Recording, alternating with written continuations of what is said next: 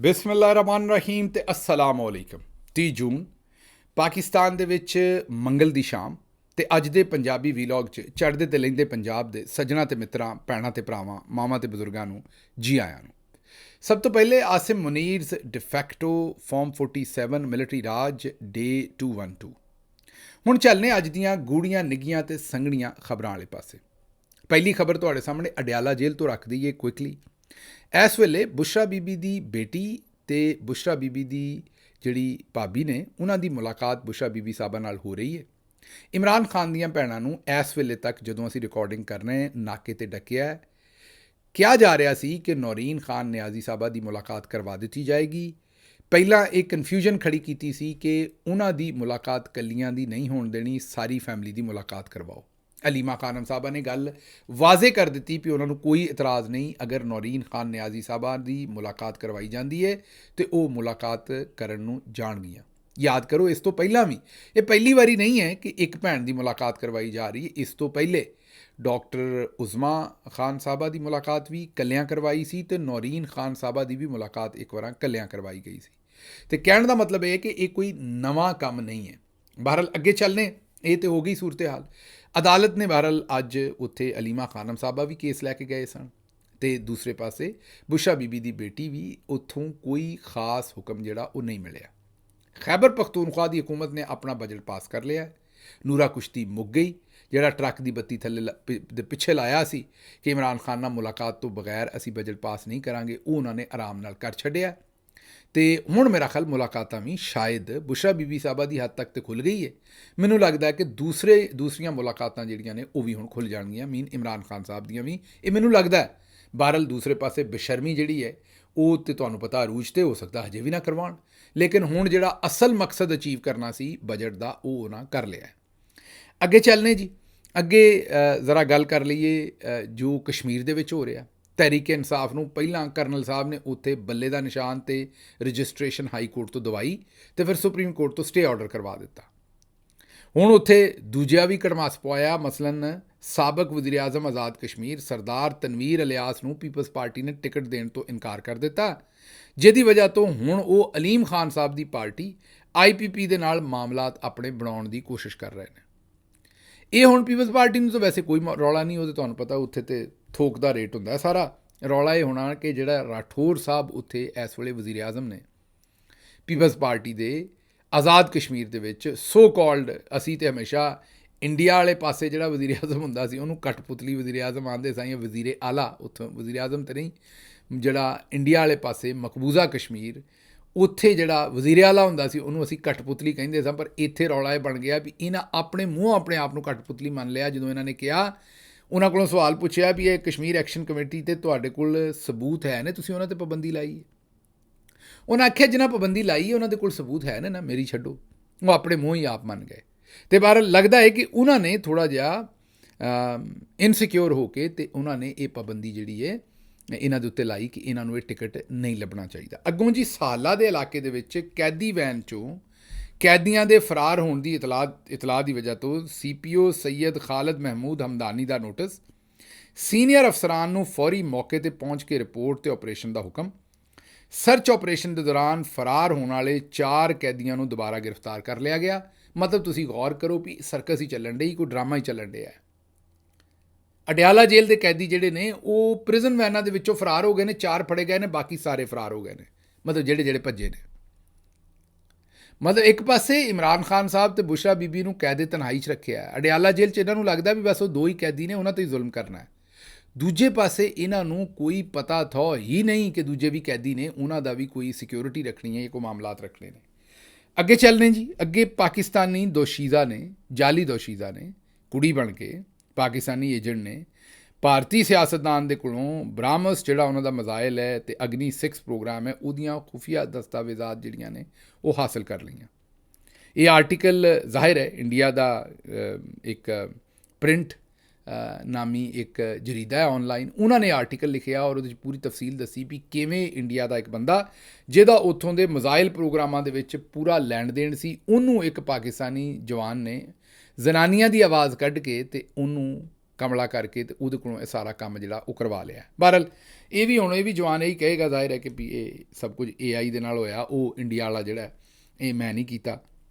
ਲੇਕਿਨ ਇਹਨੂੰ ਇਹ ਕੰਮ ਉਹਨਾਂ ਨੇ ਪਾ ਛੱਡਿਆ ਪਾਕਿਸਤਾਨੀ ਨੌਜਵਾਨ ਨੇ, ਅਤੇ ਉਹ ਹੁਣ ਇੰਡੀਆ ਦੇ ਵਿੱਚ ਜ਼ਾਹਿਰ ਉਹਨੂੰ ਸਜ਼ਾ ਮਿਲੇਗੀ, ਇਹ ਕਿਹਾ ਜਾ ਸਕਦਾ। ਹੋਰ ਇਹਨਾਂ ਦੇ ਨਾਲ ਇਸ ਵੇਲੇ ਕੀ ਹੋਣਾ। ਅੱਛਾ ਜੀ, ਅਗਲੀ ਖਬਰ ਲੈ ਲਓ।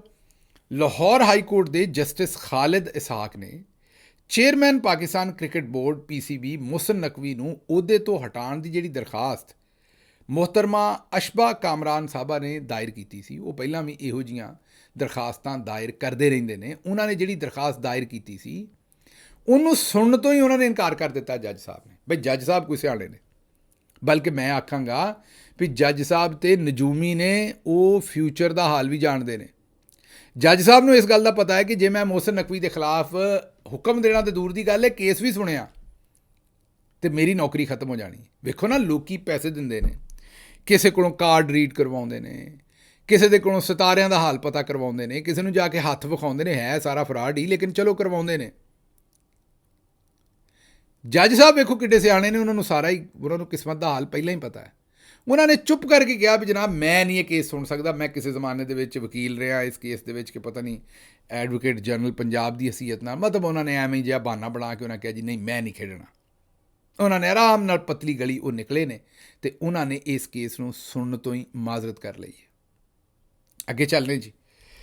ਅਗਲੀ ਖਬਰ ਇਹ ਹੈ ਕਿ ਆਜ਼ਾਦ ਜੰਮੂ ਕਸ਼ਮੀਰ ਕਾਨੂੰਨ ਸਾਜ਼ ਅਸੈਂਬਲੀ ਇੰਤਖਾਬਾਤ ਪੀਪਲਸ ਪਾਰਟੀ ਅਤੇ JUI ਫੇ ਮਤਲਬ ਫਜ਼ਲੁਰ ਰਹਿਮਾਨ ਸਾਹਿਬ ਦੀ ਜਿਹੜੀ ਜਮਾਤ ਹੈ, ਉਹਨਾਂ ਨੇ ਇੰਤਖਾਬੀ ਇਤਿਹਾਦ ਦਾ ਐਲਾਨ ਕਰ ਛੱਡਿਆ ਹੈ। ਉਹ ਸੀਟ ਐਡਜਸਟਮੈਂਟ ਕਰਨਗੇ, ਜਿੱਥੇ JUI ਦਾ ਕੈਂਡੀਡੇਟ ਹੋਏਗਾ ਉੱਥੇ ਪੀਪਲਸ ਪਾਰਟੀ ਨਹੀਂ ਉਤਾਰੇਗੀ, ਅਤੇ ਜਿੱਥੇ ਉਹਨਾਂ ਦਾ ਹੋਏਗਾ ਉਹ ਨਹੀਂ ਉਤਾਰਨਗੇ। ਰਲ ਕੇ, ਉਹਨਾਂ ਕਿਹਾ ਰਲ ਕੇ ਉੱਡੋ, ਉਹ ਰਲ ਕੇ ਉੱਡਣਗੇ।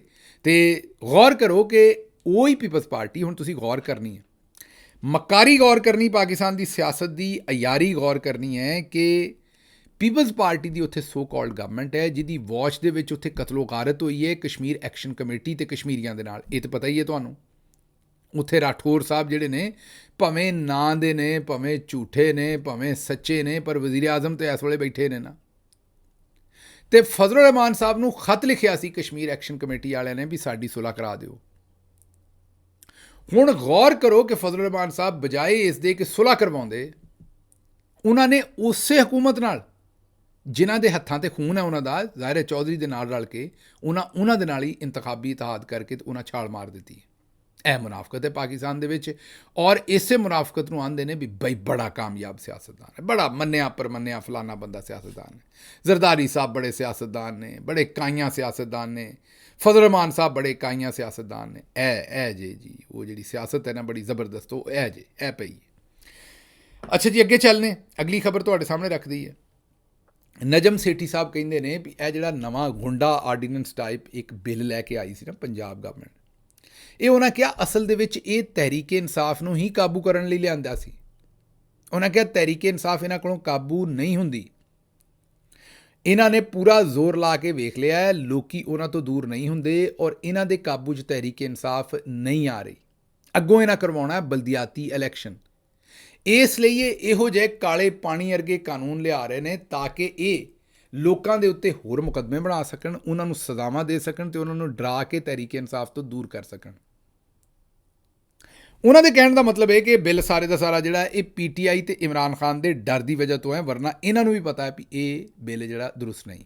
ਅੱਛਾ ਜੀ, ਬੜੇ ਸੀਨੀਅਰ ਸਹਾਫੀ ਨੇ, ਇਹ ਕੋਈ ਪ੍ਰੋ PTI ਵੀ ਨਹੀਂ ਹੈਗੇ ਸਹਾਫੀ, ਲੇਕਿਨ ਬਹੁਤ ਹੀ ਮੁਹਤਰਮ ਔਰ ਮੁਅੱਜ਼ਜ਼ ਸਹਾਫੀ ਨੇ। ਜ਼ਾਹਿਦ ਹੁਸੈਨ ਸਾਹਿਬ, ਉਹਨਾਂ ਨੇ ਕਿਹਾ ਹੈ ਕਿ 8 ਫਰਵਰੀ ਨੂੰ ਮੈਂ ਇੱਕ TV ਦੇ ਵਿੱਚ, ਮੇਰੇ ਖਿਆਲ Jio TV 'ਤੇ ਸਨ, ਕਮੈਂਟੇਟਰ ਦੀ ਹਸੀਅਤ ਨਾਲ ਮੌਜੂਦ ਸੀ। ਰਾਤ 4 ਵਜੇ ਤੱਕ ਇੰਜ ਲੱਗ ਰਿਹਾ ਸੀ ਕਿ ਨੂਨ ਲੀਗ ਵਾਈਪ ਆਊਟ ਹੋ ਚੁੱਕੀ ਹੈ। ਤਹਿਰੀਕ ਇਨਸਾਫ ਦੇ ਲੋਕ ਜਿਨ੍ਹਾਂ ਦੇ ਕੋਲ ਨਿਸ਼ਾਨ ਵੀ ਨਹੀਂ ਸੀ, ਉਹ ਹਰ ਥਾਂ 'ਤੇ ਜਿੱਤ ਰਹੇ ਸਨ। ਲਾਹੌਰ ਦੇ ਵਿੱਚ ਜਿਹੜਾ ਕਦੀ ਨੂਨ ਲੀਗ ਦਾ ਗੜ੍ਹ ਹੁੰਦਾ ਸੀ, ਉੱਥੋਂ ਵੀ ਸ਼ਾਇਦ ਇੱਕ ਅੱਧੀ ਸੀਟ ਉਹ ਜਿੱਤ ਸਕਦੇ ਸਨ। ਨਵਾਜ਼ ਸ਼ਰੀਫ ਹਾਰ ਚੁੱਕੇ ਸਨ। ਇਹੀ ਹਾਲ ਮਰੀਮ ਨਵਾਜ਼ ਦਾ ਸੀ ਅਤੇ ਸ਼ਹਿਬਾਜ਼ ਸ਼ਰੀਫ ਵੀ ਇਲੈਕਸ਼ਨ ਦੇ ਵਿੱਚ ਮਸ਼ਕੂਕ ਸੀ। ਇਹ ਕਹਿਣਾ ਗਲਤ ਨਹੀਂ ਹੋਏਗਾ ਕਿ ਇਹ ਫਾਰਮ 47 ਦੀ ਹਕੂਮਤ ਸੀ। ਇਹ ਜਿਹੜੇ ਕਈ ਆਉਂਦੇ ਨੇ ਨਾ ਸ਼ਹਿਬਾਜ਼ ਸ਼ਰੀਫ ਵਾਲੀ ਸੀਟ ਜਿੱਤ ਗਏ ਸਨ, ਬਾਕੀ ਹਾਰ ਗਏ ਸਨ, ਨਾ, ਉਹ ਦੱਸਦੇ ਨੇ ਜ਼ਾਹਿਦ ਹੁਸੈਨ ਸਾਹਿਬ ਵੀ ਸਾਰੀਆਂ ਹੀ ਉੱਡ ਗਏ ਸਨ। ਇਹ ਫਾਰਮ 47 ਦੀ ਮੀਨ ਜਾਲੀ ਹਕੂਮਤ ਹੈ। ਇਹ ਜ਼ਾਹਿਦ ਹੁਸੈਨ ਸਾਹਿਬ ਜਿਹੜੇ ਨੇ ਉਹ ਗਵਾਹੀ ਦੇ ਰਹੇ ਨੇ, ਜਿਨ੍ਹਾਂ ਨੇ ਟੈਲੀਵਿਜ਼ਨ ਦੇ ਉੱਤੇ ਇਹ ਸਾਰਾ ਕੁਝ ਆਪਣੀਆਂ ਅੱਖਾਂ ਨਾਲ ਹੁੰਦਾ ਉੱਤੇ ਬਹਿ ਕੇ ਵੇਖਿਆ। ਅੱਗੋਂ ਜੀ ਇੱਕ ਅਜ਼ਹਰ ਜਾਵੇਦ ਨਾਮੀ ਇੱਕ ਨੂਨ ਲੀਗੀ ਕਾਰਕੁਨ ਹੀ, ਉਹਨਾਂ ਦੇ ਬਾਰੇ ਤਾਸੁਰ ਹੈ, ਆਪਣੇ ਆਪ ਨੂੰ ਆਂਦੇ ਤੋਂ ਸਾਫੀ ਨੇ ਲੇਕਿਨ ਹੈ ਨੂਨ ਲੀਗੀ ਉਹ ਕਾਰਕੁਨ ਹੀ ਨੇ। ਉਹ ਹੈ ਤੇ ਮਾਸ਼ਾਅੱਲਾ ਉਹਨਾਂ ਦਾ ਨਾਂ ਤੇ ਅਜ਼ਹਰ ਜਾਵੇਦ ਹੀ ਹੈ, ਲੇਕਿਨ ਉਹ ਮਾਸ਼ਾਅੱਲਾ ਬੜੀ ਉਹ ਨੂਰਾਨੀ ਉਹਨਾਂ ਦੀ ਸ਼ਖਸੀਅਤ ਹੈ। ਕਦੀ ਵੇਖੋਗੇ ਤਾਂ ਤੁਹਾਨੂੰ ਆਪੇ ਹੀ ਪਤਾ ਲੱਗ ਜਾਏਗਾ, ਨੂਰ ਇੰਨਾ ਕਿ ਵੀ ਉੱਬਲ ਕੇ ਬਾਹਰ ਨਿਕਲਦਾ ਹੈ। ਉਹਨਾਂ ਨੇ ਹੁਣ ਉਹਨਾਂ ਨੇ ਜਿਹੜੀ ਸਟੇਟਮੈਂਟ ਦਿੱਤੀ, ਉਹਨਾਂ ਕਿਹਾ ਨਵਾਜ਼ ਸ਼ਰੀਫ ਦੀ ਐਸੀ ਸ਼ਖਸੀਅਤ ਹੈ ਕਿ ਉਹ ਅਗਲੇ 2-3 ਸਾਲ ਦਾ ਖਾਕਾ ਬਣਾ ਕੇ ਬੈਠੇ ਹੁੰਦੇ ਨੇ ਕਿ ਆਉਣ ਵਾਲੇ ਦਿਨਾਂ ਦੇ ਵਿੱਚ ਉਹਨਾਂ ਦੀ ਸਾਰੀ ਪਲੈਨਿੰਗ ਹੁੰਦੀ ਹੈ। 2024 ਦੇ ਇਲੈਕਸ਼ਨ 'ਚ ਨਵਾਜ਼ ਸ਼ਰੀਫ ਨਾਲ ਜ਼ਿਆਦਤੀ ਹੋਈ, 20 ਸੀਟਾਂ ਘੱਟ ਕਰ ਦਿੱਤੀਆਂ ਗਈਆਂ। ਫੈਜ਼ ਹਮੀਦ ਗਰੁੱਪ ਸਰਗਰਮ ਸੀ ਤਾਂ ਕਿ ਨਵਾਜ਼ ਸ਼ਰੀਫ ਵਜ਼ੀਰ ਆਜ਼ਮ ਨਾ ਬਣ ਸਕਣ। ਅੱਛਾ, ਇਹਨਾਂ ਦੇ ਕੋਲੋਂ ਲੰਦਨ ਦੇ ਇੱਕ ਬੰਦੇ ਨੇ ਪੁੱਛਿਆ, ਉਹ ਬੰਦੇ ਨੇ ਮੈਨੂੰ ਕਿਹਾ, ਪਤਾ ਨਹੀਂ ਉਹਨੇ ਪੁੱਛਿਆ ਕਿ ਨਹੀਂ ਪੁੱਛਿਆ, ਪਰ ਉਹ ਆਂਦਾ ਵੀ ਮੇਰੇ ਨਾਲ ਇਹਨਾਂ ਨਾਲ ਬੜਾ ਯਾਰਾਨਾ ਹੈ। ਮੈਂ ਇਹਨਾਂ ਨੂੰ ਇਹਨਾਂ ਦੀ ਸਟੇਟਮੈਂਟ ਆਈ ਤੇ ਮੈਂ ਇਹਨਾਂ ਨੂੰ ਮਖੌਲ ਕਰਨ ਵਾਸਤੇ ਫ਼ੋਨ ਕੀਤਾ ਤੇ ਮੈਂ ਪੁੱਛਿਆ ਵੀ ਇਹ ਤੁਸੀਂ ਕੀ ਕਿਹਾ ਹੈ। ਉਹਨਾਂ ਕਿਹਾ ਜੀ ਉਹ ਤਾਂ ਬਸ ਮੀਆਂ ਸਾਹਿਬ ਨੂੰ ਰਾਜ਼ੀ ਰੂਜ਼ੀ ਕਰਨ ਲਈ ਇਹੋ ਜਿਹੀ ਸਟੇਟਮੈਂਟ ਦਿੱਤੀ ਹੈ, ਬਾਕੀ ਮੀਆਂ ਸਾਹਿਬ ਦਾ ਅਗਲੇ 2-3 ਦਿਨ ਕੀ, ਮੀਆਂ ਸਾਹਿਬ ਦਾ ਤਾਂ ਅਗਲੇ 2-3 ਵੇਲੇ ਦਾ ਹੀ ਪ੍ਰੋਗਰਾਮ ਹੁੰਦਾ ਔਰ ਉਹ ਵੀ ਡੋਟੀ ਟੁੱਕਰ ਦਾ ਹੁੰਦਾ। ਉਦੋਂ ਗਾਹ ਮੀਆਂ ਸਾਹਿਬ ਲੰਬਾ ਚੌੜਾ ਸੋਚਦੇ ਕੋਈ ਨਹੀਂ। ਇਹ ਤਾਂ ਇਹਨਾਂ ਦੀ ਹਾਲਤ ਹੈ, ਤੁਸੀਂ ਸੋਚ ਲਓ। ਇਹ ਅਗਲੀ ਖਬਰ ਤੁਹਾਡੇ ਸਾਹਮਣੇ ਰੱਖਣੀ, ਇੱਕ ਨੌਜਵਾਨ ਆਂਦਾ ਹੈ ਵੀ ਮੈਂ ਨੂਨ ਲੀਗ ਨੂੰ ਵੋਟ ਦਿੱਤਾ ਲੇਕਿਨ ਹੁਣ ਮੈਂ ਆਪਣੇ ਉੱਤੇ ਲਾਹਨਤ ਭੇਜਦਾ। ਮੈਨੂੰ ਨਹੀਂ ਪਤਾ ਸੀ ਕਿ ਇਹ ਇਸ ਲੈਵਲ ਦੇ ਲੋਕ ਨੇ। ਸਾਡੇ ਚਿਹਰਿਆਂ 'ਤੇ ਰੌਣਕ ਨਹੀਂ, ਜ਼ਿਹਨੀ ਤੌਰ 'ਤੇ ਟਾਰਚਰ ਕੀਤਾ ਹੈ, ਹਰ ਬੰਦਾ ਪਰੇਸ਼ਾਨ ਹੈ, ਗੱਡੀ ਵੇਚ ਕੇ ਬਾਈਕ 'ਤੇ ਆ ਗਿਆ ਹੈ, ਖੁਸ਼ਹਾਲੀ ਦੇ ਰਹੇ ਨੇ, ਬੜੇ ਬੜੇ ਇਸ਼ਤਿਹਾਰ ਦਿੰਦੇ ਨੇ। ਅਸੀਂ ਕੀ ਕਰੀਏ, ਕਿਹੜੇ ਪਾਸੇ ਜਾਈਏ? ਇਸ਼ਤਿਹਾਰਾਂ ਦੇ ਨਾਲ ਤਾਂ ਖੁਸ਼ਹਾਲੀ ਨਹੀਂ ਆਉਂਦੀ, ਤੁਹਾਨੂੰ ਯਕੀਨ नहीं ਆਉਂਦਾ, सुन लो।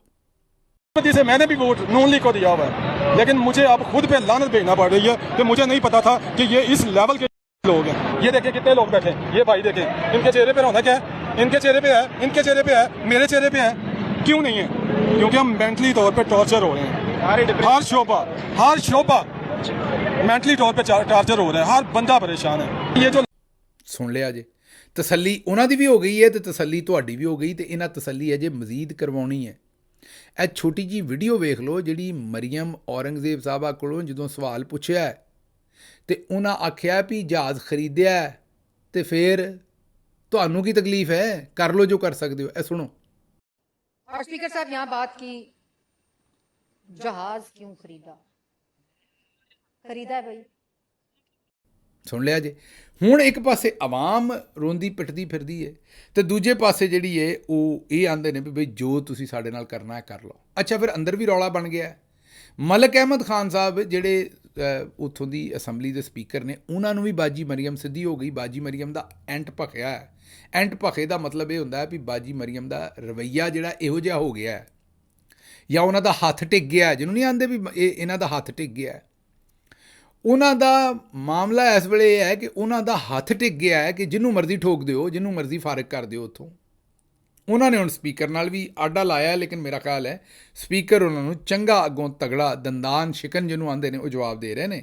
ਤੇ ਦੇਖਦੇ ਹਾਂ ਆਉਣ ਵਾਲੇ ਦਿਨਾਂ ਦੇ ਵਿੱਚ ਕੀ ਹੁੰਦਾ। ਉਹਨਾਂ ਨੇ ਉੱਥੇ ਅਸੈਂਬਲੀ ਵਾਲਿਆਂ ਨੇ ਕਮੇਟੀਆਂ ਬਣਾ ਕੇ ਤੇ ਚੰਗਾ ਕਈ ਬੰਦਿਆਂ ਨੂੰ ਸੱਦਿਆ ਉੱਥੇ ਅਸੈਂਬਲੀ ਦੇ ਵਿੱਚ, ਪੁਲਿਸ ਵਾਲਿਆਂ ਨੂੰ, ਤੇ ਉਹਨਾਂ ਨੂੰ ਜ਼ਰਾ ਥੋੜ੍ਹਾ ਬਹੁਤ ਉਹਨਾਂ ਨੇ ਮਾੜਾ ਚੰਗਾ ਉੱਥੇ ਆਖਿਆ ਤਾਂ ਕਿ ਉਹ ਜ਼ਰਾ ਥੋੜ੍ਹੀ ਜਿਹੀ ਅਕਲ ਕਰਨ ਤੇ ਥੋੜ੍ਹਾ ਜਿਹਾ ਸੋਚ ਕੇ ਜਿਹੜਾ ਵੀ ਕੰਮ ਸਪੀਕਰ ਸਾਹਿਬ ਦੇ ਬਾਰੇ ਕਰਨਾ ਹੈ ਉਹ ਆਂਦੇ ਨੇ ਉਹ ਕਰੋ, ਵਰਨਾ ਇੱਥੇ ਪੁਲਿਸ ਵਾਲਿਆਂ ਨੂੰ ਸੱਦ ਕੇ ਤੇ ਅਸੀਂ ਉਹਨਾਂ ਦੀਆਂ ਪੇਸ਼ੀਆਂ ਵੀ ਪਵਾਵਾਂਗੇ ਤੇ ਕੰਮ ਜਿਹੜੇ ਨੇ ਉਹ ਵੀ ਸਾਰੇ ਖਰਾਬ ਹੋ ਜਾਣਗੇ। ਅੱਛਾ ਜੀ, ਅੱਗੋਂ ਕਾਬੀਨਾ 'ਚ ਵਜ਼ਰਾ ਦਾ ਰੱਦੋ ਬਦਲ ਇੱਦਾਂ ਹੀ ਹੈ ਜਿਵੇਂ ਸਿੱਧੇ ਪੈਰ ਦੇ ਵਿੱਚ ਬਦਬੂਦਾਰ ਜਰਾਬ ਜਿਹੜੀ ਹੈ ਉਹ ਉਲਟੇ ਪੈਰ ਦੇ ਵਿੱਚ ਹੋਵੇ ਤੇ ਉਲਟੇ ਪੈਰ ਵਾਲੀ ਜਿਹੜੀ ਬਦਬੂਦਾਰ ਜਰਾਬ ਹੈ ਉਹ ਸਿੱਧੇ ਪੈਰ 'ਚ ਪਹਿਨਾ ਦਿੱਤੀ ਜਾਵੇ ਤੇ ਬਦਬੂ ਤਾਂ ਉੱਥੇ ਹੀ ਰਹਿਣੀ ਆਉਂਦੇ ਨੇ।